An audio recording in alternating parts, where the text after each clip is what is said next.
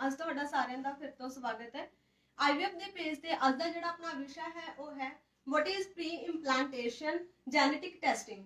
ਤਾਂ ਇਸ ਟੌਪਿਕ ਨੂੰ ਜਾਣਨ ਦੇ ਲਈ ਆਓ ਮਿਲਦੇ ਹਾਂ ਡਾਕਟਰ ਮਾਧਵੀ ਅਰੋੜਾ ਸੇਠੀ ਜੀ ਨੂੰ ਤੇ ਡਿਸਕਸ ਕਰਦੇ ਹਾਂ ਆਪਣਾ ਅੱਜ ਦਾ ਵਿਸ਼ਾ। ਸਤਿ ਸ਼੍ਰੀ ਅਕਾਲ ਮੈਮ। ਸਤਿ ਸ਼੍ਰੀ ਅਕਾਲ ਜੀ। ਜਿਸ ਤਰ੍ਹਾਂ ਮੈਮ ਅੱਜ ਦਾ ਜਿਹੜਾ ਆਪਣਾ ਵਿਸ਼ਾ ਹੀ ਹੈ ਪ੍ਰੀ ਇੰਪਲਾਂਟੇਸ਼ਨ ਜੈਨੇਟਿਕ ਟੈਸਟਿੰਗ ਦੇ ਰਿਗਾਰਡਿੰਗ, ਤਾਂ ਸਭ ਤੋਂ ਪਹਿਲਾਂ ਮੈਮ ਅਸੀਂ ਪੁੱਛਣਾ ਚਾਹਾਂਗੇ ਕਿ ਪ੍ਰੀ ਇੰਪਲਾंटेशन जेनेटिक टेस्टिंग की होती है।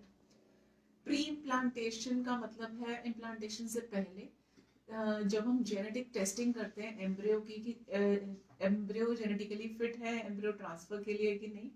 So it's an extension of N IVF procedure. जब हम आईवीएफ करते हैं कुछ कंडीशंस ऐसी रहती हैं जिनमें हमें एम्ब्रियो की बायोप्सी करके उसकी जेनेटिकली वो हेल्दी एम्ब्रियो है कि नहीं वो टेस्टिंग करके फिर वो एम्ब्रियोज ट्रांसफर किए जाते हैं। That's called pre implantation genetic testing. जिवें कि तुसी जान ही लिया है कि प्री इंप्लांटेशन जेनेटिक टेस्टिंग की होती है, तो अपना जिहड़ा अगला सवाल है वो है कि ma'am pre implantation genetic testing क्यों करते हैं।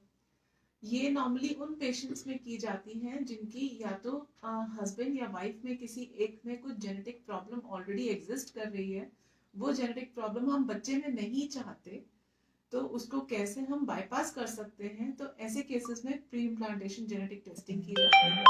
किसी के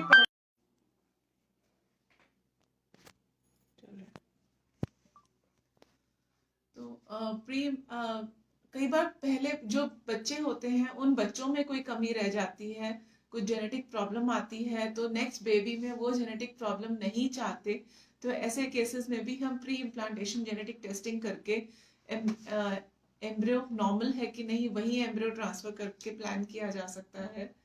जो ग्रोइंग एज वाले पेशेंट्स रहते हैं और ऑलरेडी एक बेबी टर्मिनेट करा चुके हैं कि जेनेटिकली एबनॉर्मल बेबी था, डाउन सिंड्रोम था या कोई और जेनेटिक सिंड्रोम था, तो ऐसे केसेस में भी पीजीटी किया जा सकता है। पीजीटी 3 तरह का रहता है, एक पीजीटी ए, एक होता है पीजीटी एम एंड एक रहता है PGT SR.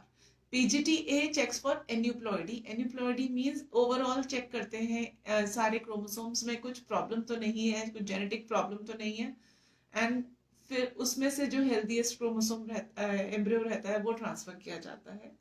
PGT M particularly monogenic chromosome single gene को चेक करने के लिए लिया जाता है, एंड एसआर पीजीटी एसआर में structural arrangement of the chromosome में कुछ इशू रहता है तो वो डिटेक्ट किया जाता है। तो डिपेंडिंग ऑन द रिक्वायरमेंट हम वो कर सकते हैं। कुछ पेशेंट्स के रिकरेंट प्रेगनेंसी लॉसेस की हिस्ट्री रहती है और कुछ अगर और कोई ऑटोइम्यून डिसऑर्डर या कुछ और रीजन नहीं मिल रहा है तो ऐसे केसेस में भी हम पीजीटी कंसिडर कर सकते हैं। तो इन सब कंडीशंस के लिए पीजीटी एक बहुत यूजफुल टूल है। जिस तरह तुसी देख ही सकते हो कि आज दे विषय दे विच आपां ने जानिया है कि प्री इंप्लांटेशन जेनेटिक टेस्टिंग की होती है और इसनों किस किस कंडीशन दे विच कीता जांदा है।